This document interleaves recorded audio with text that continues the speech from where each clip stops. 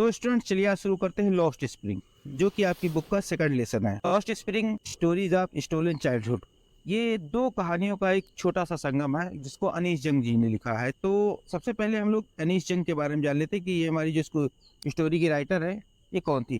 तो अनीश जंग का जन्म 1964 में राउरकेला में हुआ था और उन्होंने अपना बचपन spent her childhood and adolescence in Hyderabad. उन्होंने अपना बचपन और किशोरावस्था, मतलब जो वयस्क होने के पहले किशोरावस्था होती है, 13-14 साल 15 साल की एज, वो सब हैदराबाद में बिताया था। She received her education in Hyderabad and in United State of America. उन्होंने अपनी जो एजुकेशन, अपनी पढ़ाई लिखाई हैदराबाद में की थी और अमेरिका में जाके की थी। मतलब लोअर एजुकेशन हैदराबाद में, किशोरावस्था तक जब हैदराबाद में बिताया तो वहाँ तक एजुकेशन इकट्ठा की, और उसके बाद जब वो वयस्क हुई, एडल्ट हुई, तब उन्होंने जाकर यूनाइटेड स्टेट ऑफ अमेरिका में अपनी एजुकेशन पूरी की। Both of her parents were writers. उनके दो माता पिता दोनों ही लेखक थे, दोनों ही कवि थे। कहने का मतलब कि दोनों ही कविता या कहानियां लिखते रहते थे। और अनीश जैन ने अपना कैरियर, अपनी जो जिंदगी है शुरू की, वो भारत के में एक लेखक के रूप में शुरू की। He has been an editor and columnist for major newspaper in India and abroad. वो भारत के बड़े बड़े समाचार पत्रों की, अब्रॉड मतलब विदेश के समाचार पत्रों की जो एडिटर थी, संपादक थी और कॉलमिस्ट थी। मतलब उसमें वो कॉलम लिखा करती थी, किसी विशेष विषय पर अपने अपने विचार प्रकट किया करती थी, उसके विषय में कॉलम लिखा करती थी। एंड ऑथर्ड सेवरल बुक्स, और कई सारी किताबें लिखी। The following an extract from her book title lost spring stories of stolen childhood. मतलब ये जो लेसन है आप लोगों का, ये लेसन इसी सब में से लिया गया है जिसका नाम था lost spring stories of stolen childhood. Here he analyzes grinding poverty and tradition which condemned these children to a life of exploitation। और इस कहानी में उन्होंने ये बताया है कि किस प्रकार से गरीबी और परेशानी किसी बच्चे से उसका बचपन छीन सके। यानी बचपन में कोई बच्चा अगर गरीब पैदा हो रहा है और गरीबी में उसका बचपन बीत रहा है, तो उसका बचपन के सारे खेल, बचपन के सारे क्रियाकलाप गरीबी लेके चली जाती है और उसे बचपन से ही अपने जीने के लिए संघर्ष करना पड़ता है। तो इसमें पहली कहानी है, sometimes I find a rupee in garbage, why do you do this, I asked Saheb whom I encounter every morning scrounging for gold in the garbage dumps of my neighborhood। इसमें राइटर है जो पूछती हैं एक साहेब नाम के लड़के से, तुम ये क्यों करते हो। whom I encounter, जिससे मैं मिलती रहती थी। अब देखिए, आप लोगों की आसानी के लिए मैंने हर स्लाइड में आप लोगों के लिए टिपिकल वर्ड है उनकी हिंदी मीनिंग दे दी है, जिससे आप लोगों को ये लेसन समझने में बहुत ईजी रहे। होम एनकाउंटर का मतलब अचानक से मिल जाना। एवरी मॉर्निंग, प्रत्येक सुबह। स्क्राउंजिंग, स्क्राउंजिंग मतलब खोजबीन करना, कुरेद कुरेद के कोई चीज जब ढूंढी जाती कहीं से तो उसे कहते हैं scrounging. Scrounging for gold in the garbage dumps of my neighbourhood. अब मेरे पड़ोस के जो गार्बेज डंप होता था, कूड़े कचरे का ढेर होता था, उसमें से गोल्ड, गोल्ड का मतलब बहुमूल्य चीज खोजने के लिए, बहुमूल्य चीज खोजते हुए मैं उसे अक्सर मिल जाया करती। वो कूड़े कचरे के ढेर में कुछ कुरेदा करता था तो वो मुझे अक्सर वहां पे मिल जाया करता। तो एक दिन मैंने उससे पूछ लिया कि तुम ऐसा क्यों करते हो। साहब left his home long ago. साहब ने अपना घर बहुत पहले ही छोड़ दिया था। Said amidst the green fields of Dhaka, जो कि ढाका में कहीं मध्य में स्थित है, ढाका के हरे भरे मैदानों के मध्य में स्थित। His home is not even a distance memory.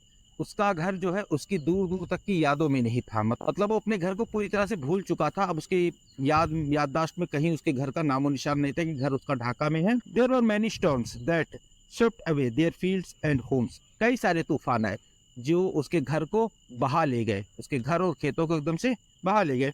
His mother tells him, उसकी माँ उसे ये बताती हैं कि कई सारे तूफान आए, उसके घर को बहा ले गए। That's why they left looking for gold in the big city where he live now live.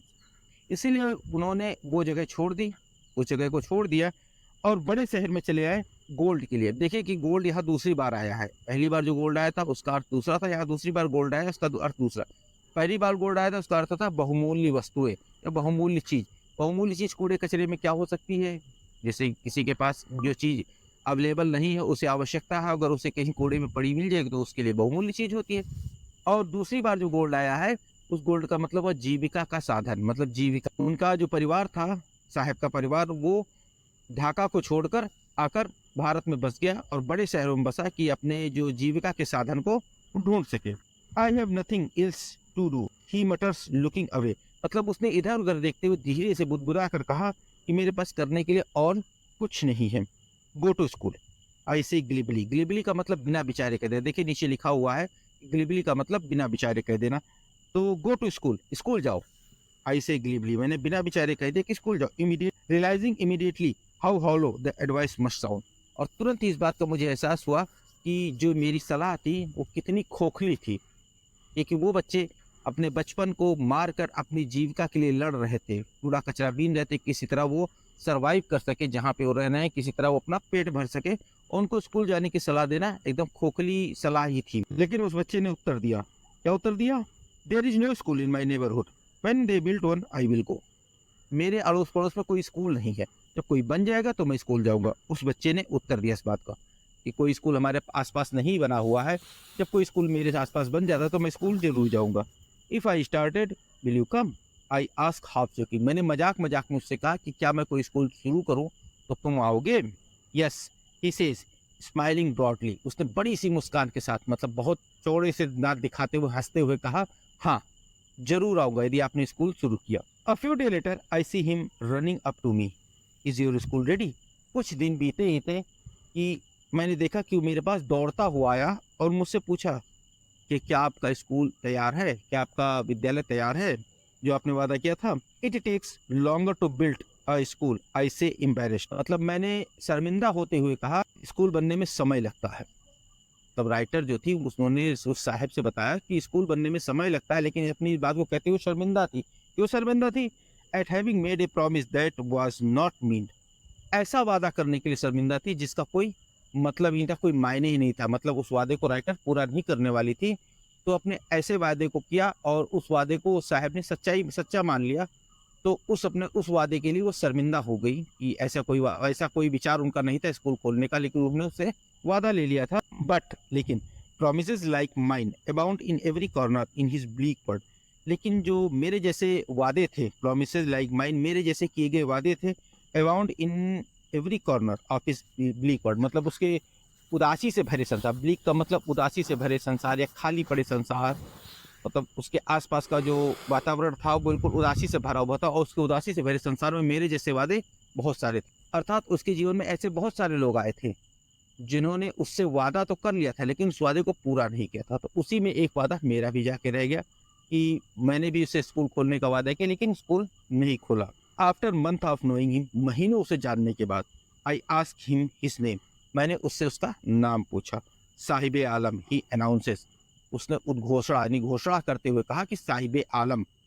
He does not know what it means, वो नहीं जानता था कि इसका क्या मतलब। If he knew its meaning, यदि उसका मतलब जानता कि उसका मतलब होता है लॉर्ड ऑफ यूनिवर्स, ब्रह्मांड का राजा, ने सम्राट, ब्रह्मांड का सम्राट, he would have a hard time to believing it, उसे इस बात पर विश्वास करने में बहुत मुश्किल होती।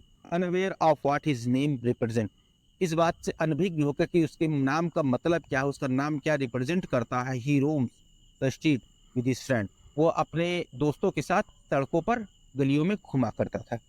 N army of barefoot boys who appear like the morning birds and disappear at the noon, एक नंगे पैर घूमने वाले बच्चों की सेना के साथ जो सुबह के समय चिड़ियों की तरह प्रकट होते थे और डिसअपीयर एट नून, और दोपहर होते थे गायब हो जाते थे। ओवर द मंथ्स, महीनों बाद, I have come to recognise each of them, मतलब महीनों उन लोगों को देखने के बाद मैं उनमें से प्रत्येक को पहचानने लगी। Why are you not wearing chappals, I ask one, मैंने एक से पूछ ही लिया कि तुम चप्पलें क्यों नहीं पहनते हो। My mother did not bring them down from the shelf, he answered simply, उस बच्चे ने साधारण रूप से, मतलब सामान्य रूप से उत्तर दे दिया कि मेरी माँ उन्हें ऊपर चप्पल शेल्फ से उतार कर देती ही नहीं है। मतलब ये जब मैंने बच्चे से पूछा कि तुम चप्पल क्यों नहीं पहनते हो, नंगे पैर क्यों घूमते रहते हो, तो उस बच्चे ने जवाब दिया कि मेरी माँ ऊपर से इस ऊपर जो शेल्फ है, शेल्फ से उतार के वो चप्पल मुझे नहीं देती है। Even if she did he will throw them out. Adds another who is wearing shoes that do not match. एक दूसरे बच्चे ने कहा जिसने कि बेमेल के जूते पहन रखे थे, कि यदि वो ऐसा करती है तो वो उसे भी फेंक देगा। मतलब उस बच्चे ने बताया जिसने बेजोड़ जूते पहन रखे थे, मतलब एक पैर में दूसरा एक पैर में दूसरा, तो उस बच्चे ने इस बात को बताया कि यदि इसकी माँ इसे चप्पल उतार के देगी तो ये उन चप्पलों को उस चप्पल के जोड़ों को भी गायब कर देगा, फेंक देगा। लेकिन जब राइटर ने उस बच्चे के पैरों पर देखा, नहीं जो उसने देखा कि जूते उसने 2 कलर के पहन रखे, तो उसने पूछा, when I commented on it, जब मैंने इस पर कमेंट किया, मैंने इस बात को पूछा, he shuffles his feet and says nothing, वो अपने पैर इधर उधर चलाने लगा लेकिन कहा कुछ नहीं।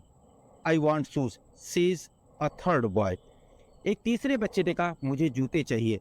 Who has never owned a pair all his life, जिसने कभी अपनी ज़िंदगी में एक जोड़ी जूते भी नहीं खरीदे थे, उस बच्चे ने कहा मुझे जूते चाहिए। Travelling across the country I have seen children walking barefoot in CTs on village road. पूरे देश की यात्रा में राइटर थी, वो घूमती रहती थी पूरे देश में। तो राइटर ने बताया कि पूरे देश की यात्रा यानी घूमने के दौरान मैंने कई सारे शहरों, कई सारे गाँवों को देखा, जहाँ पर मैंने कई सारे बच्चों को देखा है, चाहे वो गाँव में हो चाहे शहर में हो, वो नंगे पैर ही घूमा करते हैं। It is not lack of money, ये पैसों की तंगी नहीं है। वो बताती है राइटर कि वहाँ पे जैसा उसने पूछा तो पता लगा कि पैसों की कमी नहीं है, but a tradition to stay barefoot, एक परंपरा है, एक रिवाज है कि नंगे पैर घूमते रहने का। देखिए मीनिंग सारी वो हार्ड वर्ड की मीनिंग आप लोगों के लिए मैं नीचे लिख देता हूँ, जिससे कि आप लोग आसानी से इस पूरे लेसन को समझ सके। तो वह बता रही है कि ये जब राइटर ने इस बात को पूछा कि आप लोग नंगे पैर, आपके बच्चे नंगे पैर क्यों रहते हैं, तो उन्होंने बताया कि ये हम लोगों के पैसे कमी नहीं, ये हम लोगों का ट्रेडिशन है। आई वंडर, मुझे आश्चर्य हुआ, if this is only an excuse to explain away perpetual state of poverty. मतलब परपेचुअल स्टेट ऑफ पॉवर्टी का मतलब लगातार गरीबी में रहना, मतलब लंबे समय से गरीबी में रहने का जो अभ्यास हो गया था, उस अभ्यास यानी उस अपनी गरीबी को छुपाने के लिए एक लेम एक्सक्यूज वो दे रहे थे, एक झूठा बहाना दे रहे थे कि ये पैसे की कमी नहीं, ये हम लोगों का ट्रेडिशन है, हम लोगों का परंपरा है, हम लोगों का रिवाज है। क्योंकि इस तरीके से वो अपने बच्चों को समझा भी सकते थे कि हाँ भाई नंगे पैर रहना यहाँ का रिवाज है, हम लोगों की परंपरा है, नंगे पैर रह सकते। इस तरीके से वो अपनी गरीबी छिपा रहे थे कि वो एक जोड़ी जूते या चप्पल नहीं खरीद सकते हैं। I remember a story a man from Udupi once told me. Udupi Karnataka का एक शहर है।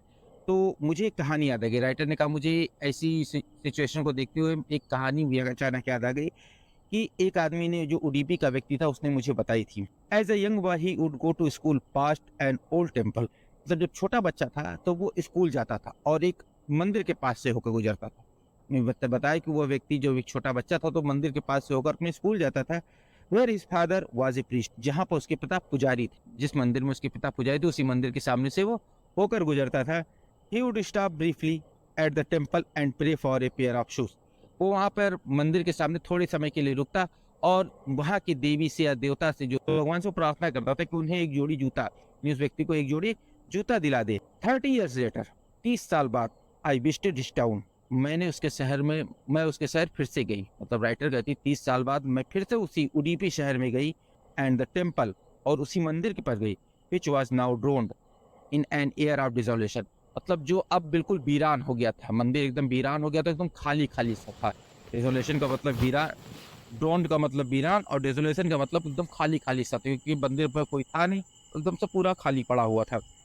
इन द बैकयार्ड, पीछे की तरफ आंगन में, where lived the new priest, जहाँ पर नया पुजारी रहता था। तो उन्होंने बताया कि जो मंदिर के पीछे वाला आंगन था, वहाँ पे एक नया पुजारी रहता था। There were red and white plastic chairs, मतलब उसके घर के आसपास यानी सामने की तरफ लाल और सफ़ेद रंग की प्लास्टिक की कुर्सियाँ पड़ी हुई थी, जैसे आजकल की फाइबर की चेयर होती है हम लोगों के घर पे, उसी प्रकार से उस पुजारी के घर पे भी चेयर थी, घर के सामने पड़ी हुई थी, जो कि लाल और सफ़ेद रंग की थी। अ young boy dressed in grey uniform, एक छोटा सा बच्चा जो कि ग्रे रंग की यूनिफॉर्म पहन रखा था, स्कूल की यूनिफॉर्म, ग्रे रंग की स्कूल यूनिफॉर्म पहन रखा था। वेयरिंग सॉक्स एंड शूज, जिसने जूते और मोजे दोनों पहन रखे। मतलब राइटर ने वहाँ पे देखा कि अब एक बच्चा आया जिसने जूते मोजे दोनों पहन रखे थे। अराइव्ड पैंटिंग, हाफते हुए आया, and through his school bag on a folding bed, उसने अपने फोल्डिंग बेड, मतलब मोड़ कर रखे जाने वाले बेड के ऊपर अपने बैग को उठा के फेंक दिया। लुकिंग एट द बॉय, उस बच्चे को देख कर, I remember the prayer another boy, मुझे दूसरे बच्चे की प्रार्थना याद आ गई। मतलब उस बच्चे के जूते मोजे को देखकर, यानी उस बच्चे का उस बच्चे को जूता मोजा पहने हुए देखकर मुझे दूसरे बच्चे की प्रार्थना याद आ गई। Had made to the goddess, जो उसने देवी से की थी कि उसे एक जोड़ी जूता दिला दे, तो उस बच्चे की प्रार्थना मुझे याद आ गई। When he had finally got a pair of shoes, और अब उसे जाकर एक जोड़ी जूते मिल गए हैं। मतलब उस व्यक्ति, जो उस व्यक्ति ने बताया था कि छोटे बचपन में अपने देवी से प्रार्थना करता था कि अब मुझे किसी तरह एक जोड़ी जूते दिला दो। तो जब दोबारा 30 साल बाद जो राइटर हैं यानी अनीश जंग, जो उसके शहर उडीपी फिर से गए, तो उस छोटे से बच्चे को मंदिर के पीछे जो पुजारी का बेटा था, उस बेटे को देखकर, जिसने जूते मोजे पहन रखे, तो उन्हें उस व्यक्ति की कहानी याद आ गई, जो बचपन में अपने देवी से प्रार्थना करता था, मुझे एक जोड़ी जूते दिला दो, और अंततः देवी ने उसे एक जोड़ी जूते दिला ही दिए। Let me never lose them, और इनको फिर खोना मत। मतलब साथ साथ उन्होंने शायद ये भी कहा कि अब इन जूतों को खोना मत। The goddess had granted his prayer, और जो देवी थी उन्होंने उसकी प्रार्थना को सुन लिया था। Young boys like the son of priest now or shoes, और अब छोटे छोटे बच्चे जो पुजारी के बच्चों की तरह छोटे छोटे बच्चे अब जूते मुझे पहनने लगे थे। But many others like the rag pickers in my neighbourhood remain shoelace, लेकिन बहुत सारे बच्चे जैसे जो हम मेरी पड़ोस में कचरा चुनने वाले बच्चे रहते थे, और उस प्रकार के बहुत सारे बच्चे जो अभी भी बिना जूते चप्पल के नंगे पैर शहरों में घुमा करते थे। तो इसी के साथ आज का वीडियो लेक्चर खत्म करता हूँ, और उम्मीद करता हूँ इस वीडियो लेक्चर को मैंने जितना भी समझाया है आपने सारी मीनिंग नोट कर ली होगी। तो वीडियो अच्छा लगा हो तो एक लाइक कर दीजिए, और साथ साथ चैनल को सब्सक्राइब नहीं किया तो अभी सब्सक्राइब कर लीजिए, और मिलता हूँ अपने अगले वीडियो लेक्चर में।